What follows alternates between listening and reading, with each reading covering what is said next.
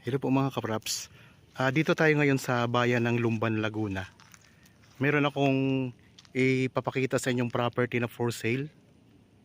Isa itong farmhouse na may sukat 9,397 square meters. Ang frontage ng property mga kapraps ay ito po. Mula doon sa bakod na yon. Yan yung bakod mga kapraps. Tapos dito sa kabila hanggang doon naman po sa poste ng Meralco mga kapraps. Ang property ay mayroong magandang view sa harapan. At ito po tabing kalsada lang. Itong kalsada na to, ito ay barangay road. Tapos yan, ipapunta po yan sa iba pang mga barangay dito sa Lumban.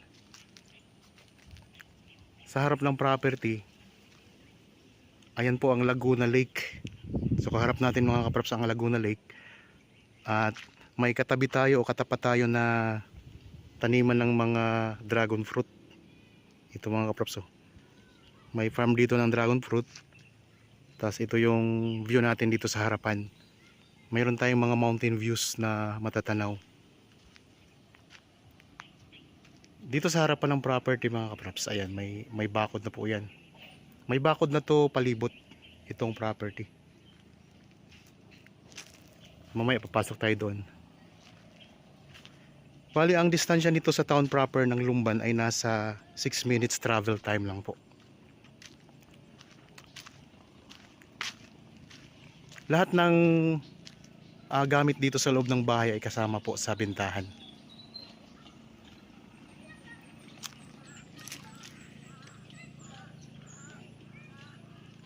Yan, tara, pasok tayo sa loob mga kapraps.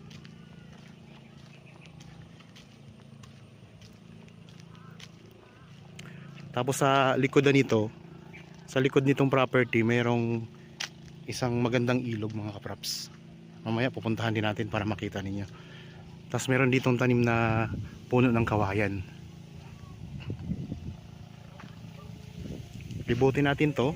Ako nga po pala si Bads, ang inyong mga kasama para sa virtual viewing po dito sa property. Kaya habang kayo po ay nagpapahinga dyan sa inyong kanya-kanyang pamamahal, samahan nyo po ako sa pag-iikot dito sa property mga kapraps. Merong mga tanim na iba't ibang prutas dito sa part na ito ng property. Merong tanim na mga puno ng mangga. So ilang puno ng mangga to, Sel? Isang pito. May Indian mango, tapos may kalabaw na mangga. Tapos meron ding puno ng duhat. Ayan, ito yung puno ng duhat mga kapraps. Ito yung mga puno ng mangga. Tapos yan, ilog na po yan sa likod nito. Mamaya pupuntahan din natin yan. So punta muna tayo dito sa loob ng bahay na sakop nitong property. Bali kasama na po lahat ng gamit na banggit ko po kanina. Meron na rin po mga solar dito mga kapraps. Meron ding tanim na puno ng talisay. Tara, pasok po tayo.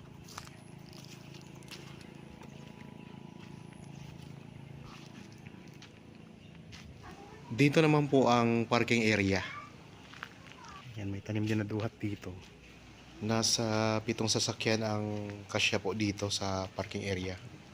Ito yung front ng property mga kapraps yan. So pwede nyo itong i-develop. Kung gusto nyo i-develop na gawing resort, pwede ito mga kapraps.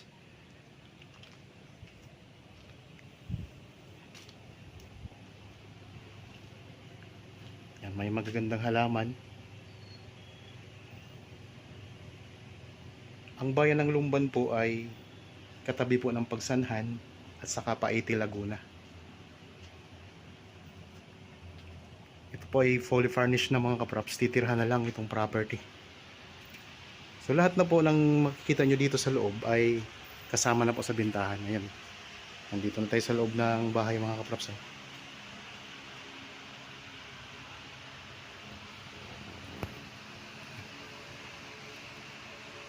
So ito yung pinaka sala dito sa bahay.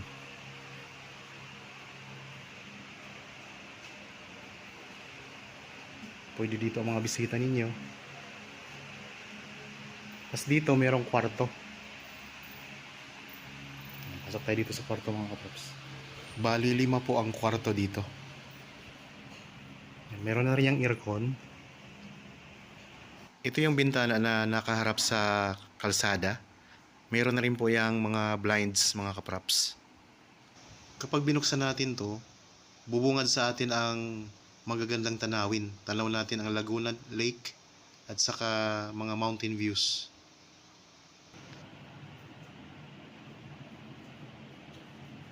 Malawak po ang kwarto mga kaprops nito.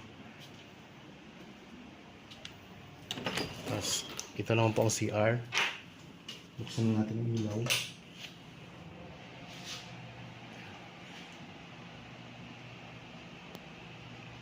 Naka-tiles na rin po ito mga kaprops.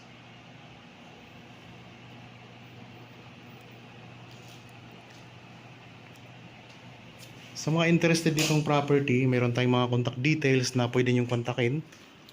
Mayroong Viber, cellphone number, Facebook Messenger, WhatsApp.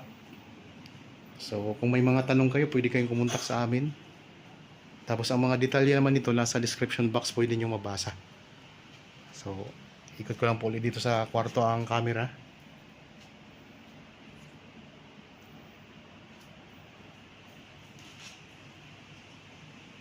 Ang ano mga kaprops, yung kwarto, yung sahig niya, simentado lang siya, hindi pa siya naka-tiles. Ayan o. So kasama na po ito. Saka yung cabinet mga kaprops, kasama na rin po yan.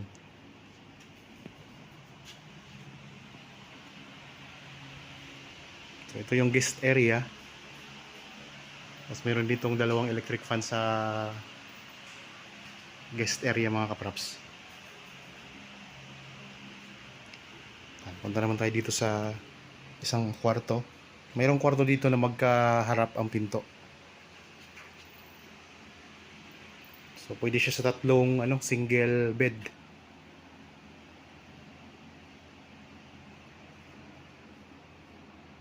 Bawat kwarto mga kaprops meron siyang CR.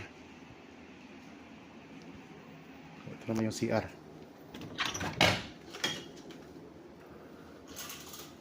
Yan, ito yung CR ng kwarto na to. Okay. Ito po ang room number 2 mga kaprops. Tapos sa tapat ng kwarto, mayroon ding kwarto dito na isa din. Ito naman ang number 3. Yan. Mayroon ng isang double na bed mga kaprops. Yan.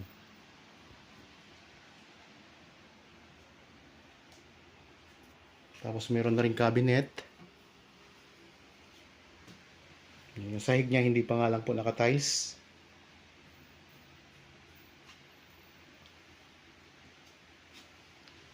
Ito yung medyo maliit na kwarto nila.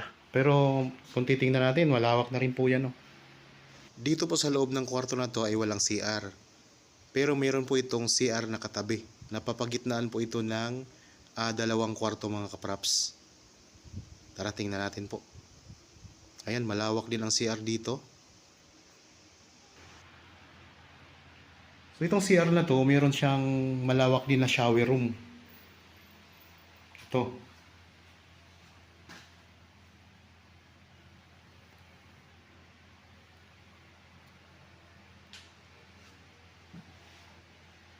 Fully furnished na mga kaprops. Titirhan na lamang po.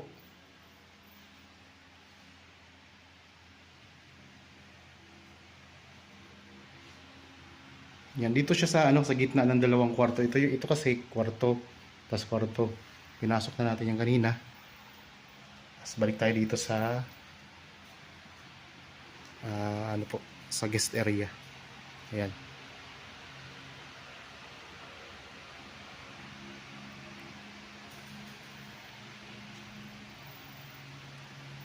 Bali isa, dalawa, tatlo. Dito na tayo sa pang-apat na kwarto. Yan, ito yung pang-apat na kwarto. So may mga number naman pala. Ito may mga number naman pala yung bawat kwarto. Lahat po ay may aircon na. Itong kwarto na to, ito yung room na walang CR sa loob. Kaya mayroon tayong CR doon na yung pinasok natin kanina na CR. So pwedeng doon po mag-CR. Ang dito, nag-occupy sa kwarto na to. Tapos dito naman tayo sa number 5. Room number 5 mga kapraps. Hindi pala nakalock pala tong room number 5. So baka nandyan ang mga gamit ng personal na gamit ng may-ari. Kaya nakalock mga kapraps, din natin mapasok. Pero napasok naman natin yung 4 na kwarto dito. So, bali 5 kwarto nga po ang nandito sa loob ng building na to. Okay, dito tayo sa kusina. Yan. So meron na itong ref dito mga kapraps, tapos meron na ring stove. Ayun. So lahat po ito na nandito na nakikita natin, kasama po ito sa bentahan. Ang presyo po pala nito ay makikita nyo sa description box at sa title nitong video. Ayan, meron na rin pong freezer mga kaprops. Oh. May freezer, tapos mayroong water dispenser. Meron din pong aircon dito sa kusina.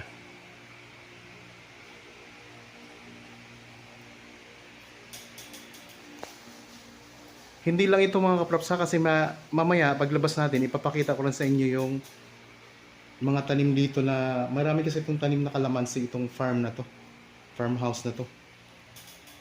Okay, ikot ko lang dito sa kusina ang camera para makita nyo po.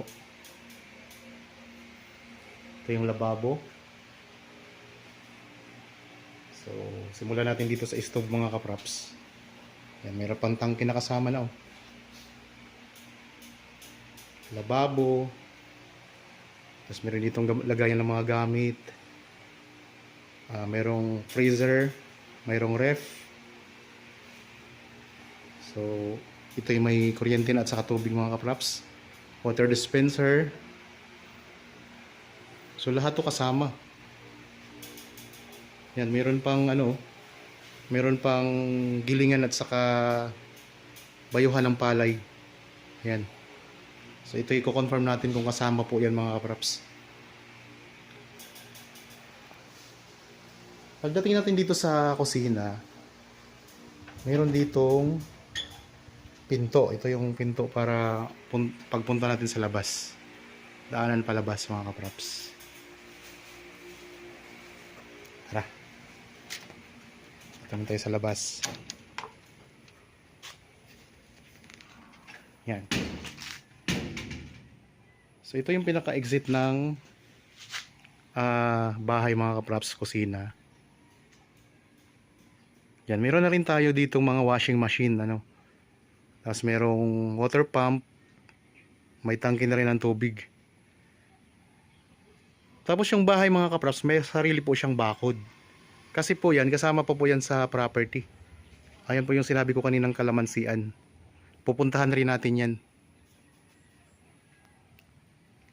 Base po sa pagtatanong ko dito sa mga nakatira dito, pati bata ka, tinanong ko kung bumabaha ba dito sa property. So ang sagot sa akin, pare-pareho po, hindi po ito binabaha. So nasa harap po siya ng lake, pero hindi po ito binabaha mga kaprops. Maliban na lang siguro kung sobrang lakas na ng ulan. Yan, ito yung labas ng bahay mga kaprops. So may bakod na rin dyan. Meron na rin po itong mga CCTV cameras. Meron pa kayong generator. So medyo na-stuck na lang yata itong generator. Yan, meron pa kayo ditong swing sa harapan. May playground ng mga bata. Yan, ang gaganda ng mga halaman. Tapos naka-front tayo sa Laguna Lake at may mga magagandang views. Ayan lang po ang kalsada mga kaprops, pinanggalingan natin kanina.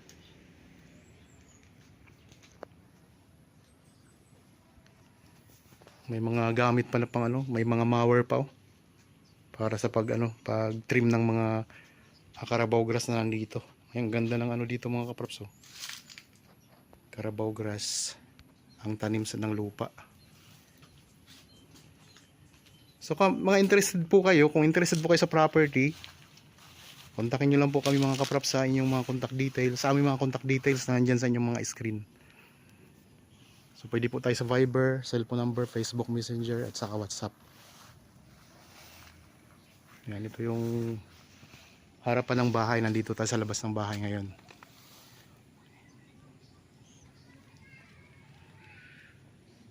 May mga solar na rin yan. So lahat po ng kwarto ay may mga aircon na, pati nga kusina eh. May aircon na rin mga kaprops eh.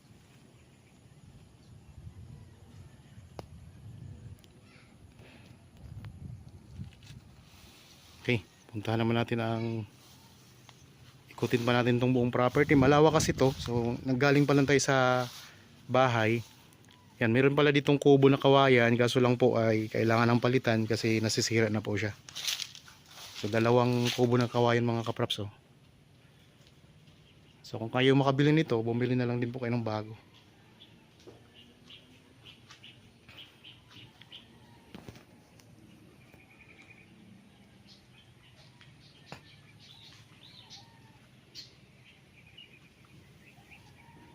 Ay, nakalak pala, di pala tayo makalabas dito. So doon na lang tayo daan sa harapan kasi nakalak pala ito. Pero yan talaga ang daanan papunta dyan sa likod, papunta dyan sa mga kalamansian. Kaso lang ay nakalak siya, kaya dito tayo dadaan sa kabila. Tara.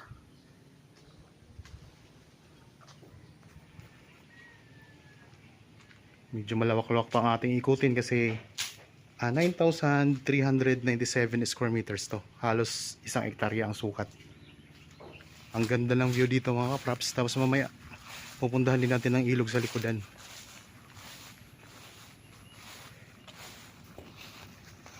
Ipakita ko lang muna yung ano, yung mga tanim dito na mga kalamansi.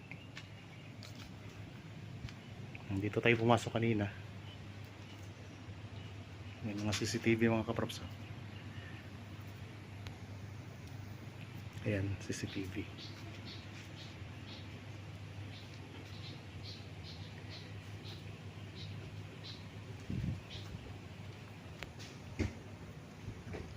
Habang ako ay nagbi-video ngayon, makikita po tayo ngayon ng may-ari sa kanilang CCTV.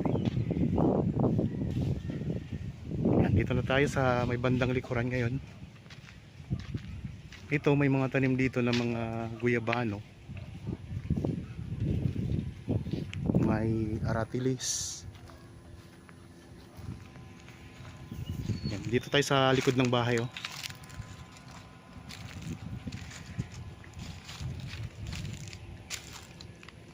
Meron pa ditong lagayan ng mga gamit, kaso lang ano, medyo nasira na yung ano, yung maliit na kubo na to.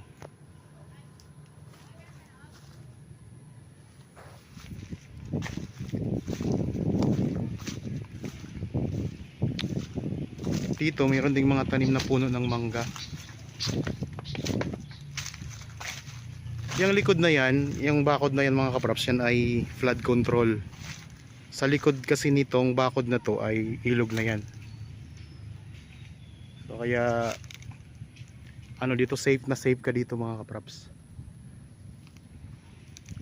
Yan, ang daming tanim na puno ng mangga. 1, 2, 3, 4, 5. 5 puno ng mangga, tapos may mga kalamansi din dito. 6 na puno ng mangga.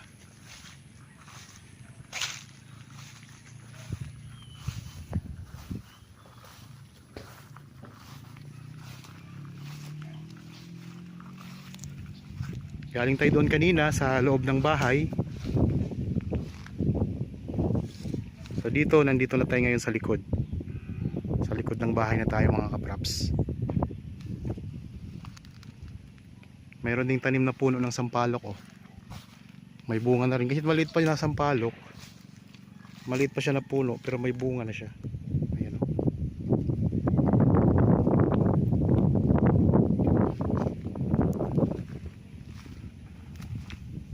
Yeah. Ito, may bunga na yan.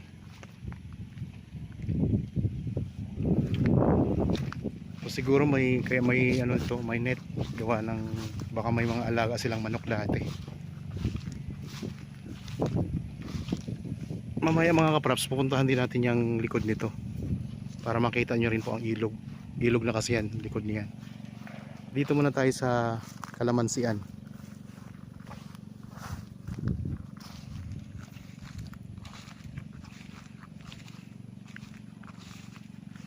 May mga solar na rin siya. Yan, mayroon din pala tong tanim na mga puno ng suha. Oh. Tapos to, daming puno ng kalamansi. Yan, mayroon ding puno dito.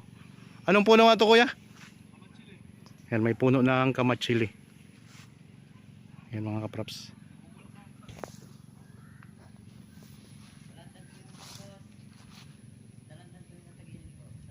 Mga dalandan, may tanim din na dalandan. Ito lang yung kalamansi, no? Okay. Yan. Ito yung bali ito'y kumikita na rin kasi may mga tanim siya na kalamansi.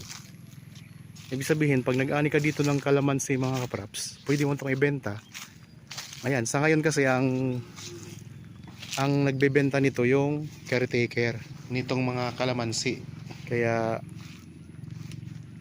may income na to, kaya ano po, ito yung isa sa maganda dito sa property.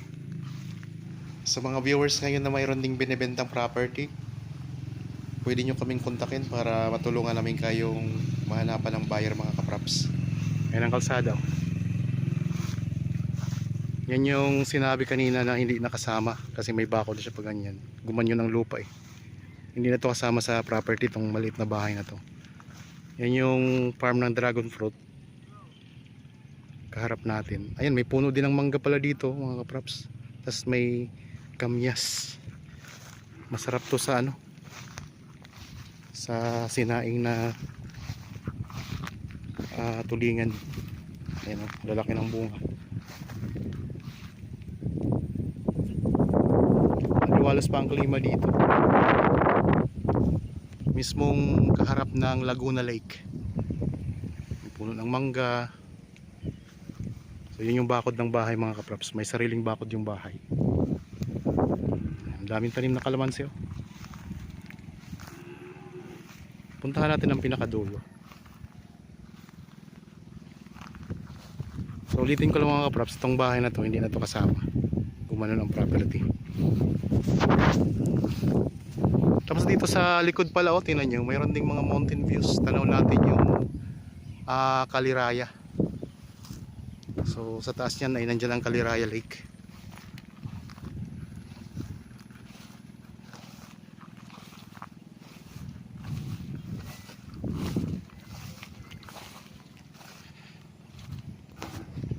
Hanggang dyan sa Pulong Kahoy, kasama po po yan sa property.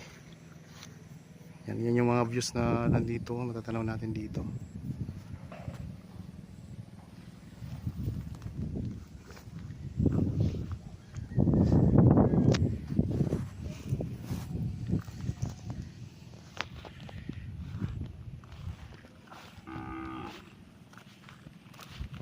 Yan, ito na yung pinakadulo. Yan po, hanggang doon pa po. Meron ding tanim ng mga dalang hita. Yan, ito mga dalang hita na to dito mga kapraps.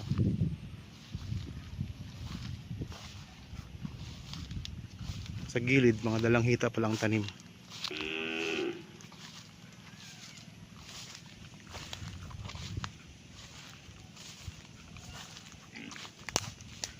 Dito sa gilid, wala ang bako dito. Ito na lang papabakuran po ninyo. Kasi dito sa harapan, yan. Ito kasi yung pinaka front pag ganun po. Diretso po doon sa pinanggalingan natin. Ito yung front. So sa gilid mga kapraps, wala itong bakod, kaya ito na lang papabakuran ninyo. Yan pag ganun po, diretso doon sa likod. Yung may flood control.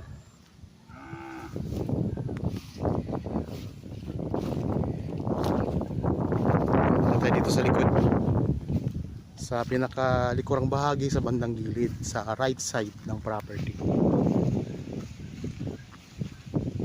Ito ito na kasi yung pinaka boundary niya, itong malaking puno na to.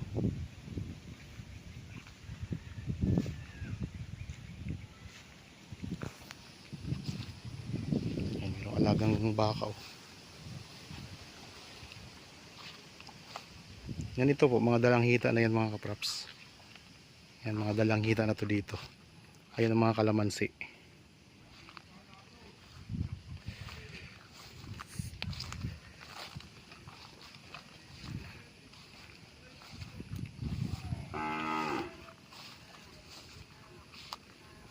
Wala pang bunga ang mga dalanghita. Ulitin ko lang mga kapraps ha, ang property na ito ang iniikot natin ay isang farm lot na mayroon ng bahay sa loob. Kasama na po lahat ng gamit. Kaharap po niya ay Laguna Lake. Tapos ang likod po ng property ay Lumban River mga kapraps, ilog. Itong likod nitong bakod na yan. So ilog na po yan, kaya pupuntahan natin kasi may hagdan doon sa may bandang gilid ng property. Pupuntahan natin. Pakita ko rin sa inyo yung yung ilog dito pala. May hagdan din pala dito.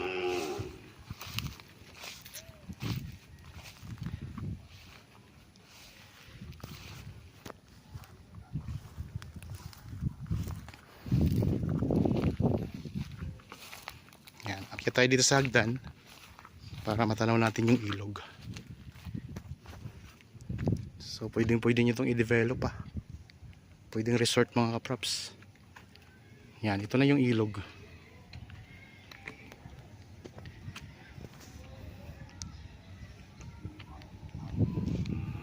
Ang kagandahan dito, yung flood control nila, ang flood control ay hindi kinurakot. Solid na solid oh.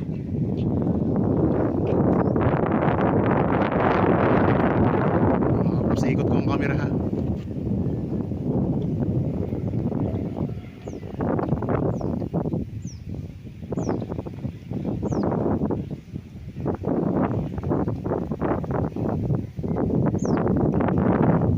Malawak po yan ang ilog, pero safe na safe kayo kasi may flood control na. Ito yung property oh. Ayan. Ito yung puno ng kamatsili. Tapos yan po ang kalamansian.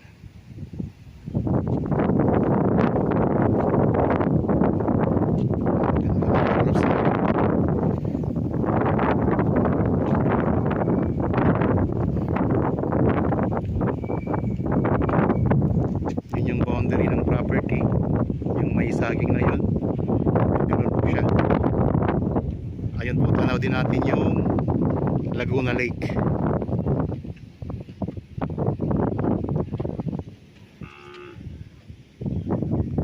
Tapos natatakpan po ng puno na yan ang bahay. Gandang property nito mga kaprops.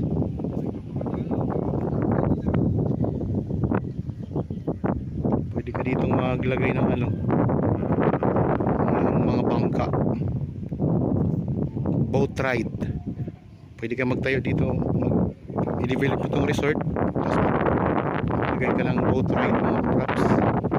So harap po yung Laguna Lake at ang dami niyang mga tanim pa. Wala ka ng problema, titirahan mo na lang po at ang presyo ay mura lang. Kaya ano pang hinihintay ninyo? 7 minutes lang po sa town proper ng Lumban. Ganun lang siya kalapit. Tabing kalsada. Yun pa isa sa maganda dito, tabing kalsada.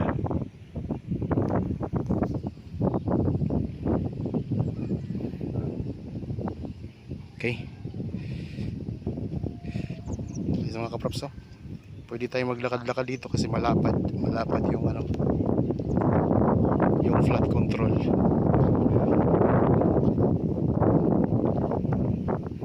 Doon tayo bababa sa kabilang kabilang hagdanan.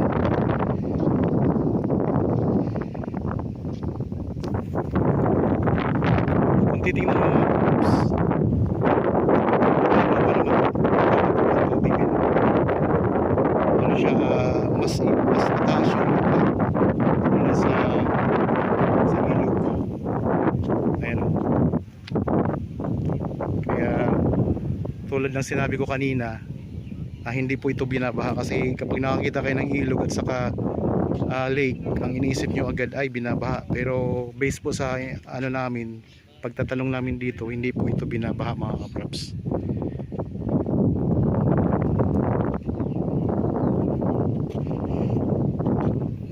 Yan, may mga mountain views kayo. Yan po ay mga bahayan na rin yan, no? Yung sa likod nito, mga bahayan na rin yan mga kapraps. Yan, nakikita nyo. Tapos tanaw natin dito yung Kaliraya. Kaliraya na po yung sa taas. Ayun, Kaliraya na po yan mga kapraps. Nandyan po ang Kaliraya. Medyo mahangin dito sa ating kinaroroonan mga kapraps ngayon. Yan. Ito naman po yung bahay. Ayan ang bahay, yung pinanggalingan natin kanina.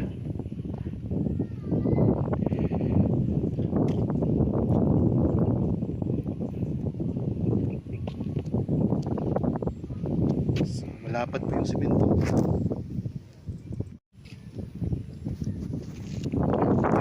Boundary mga kaprops ng property itong ating dinadaanan ngayon.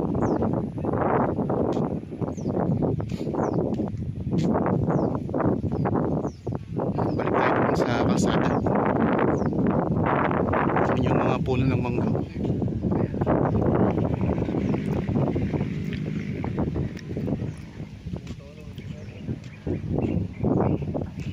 Yan din dalang hita dito.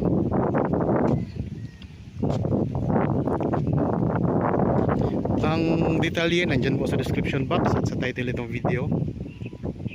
Yan, dito may hagdan din tayo dito mga kaprops, dalawang hagdan, access papunta dito sa ilog. Yan, punta tayo dito sa ilog mga kaprops.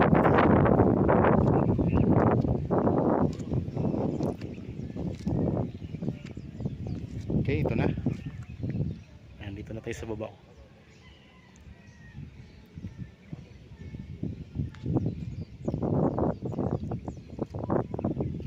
Malawak siya. Mataas po yung flood control.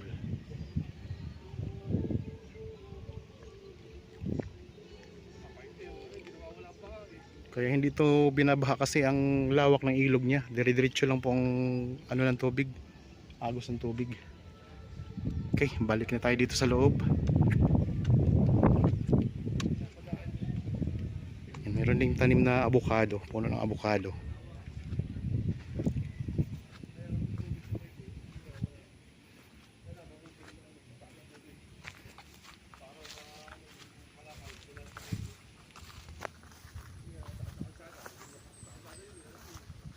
Balik tayo doon sa harap ng property. May mga bulaklak na yung mga mangga.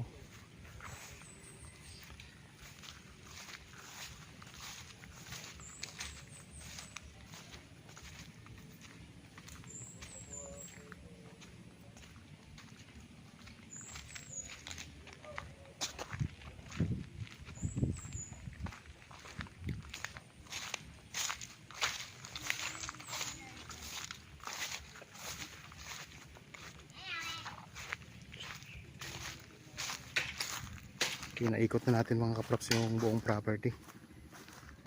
Bali kung saan tayo nagsimulang mag video, babalik lang tayo para ma picture out nyo po. Kahit di nyo nakakita ng personal, ma picture out nyo.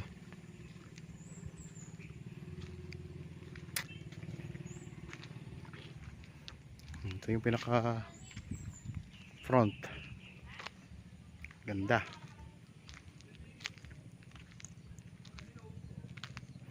Okay, maraming salamat po mga kaprops sa inyong panonood. Para po sa mga bago pa lang sa aking channel at napadaan lang po dito sa aking channel, huwag niyo pong kalimutang mag-subscribe at pindutin na rin po ang notification bell para maging updated kayo sa mga bagong property na i-offer namin. Maraming salamat po, lagi tayong mag-iingat at God bless po sa ating lahat mga kaprops.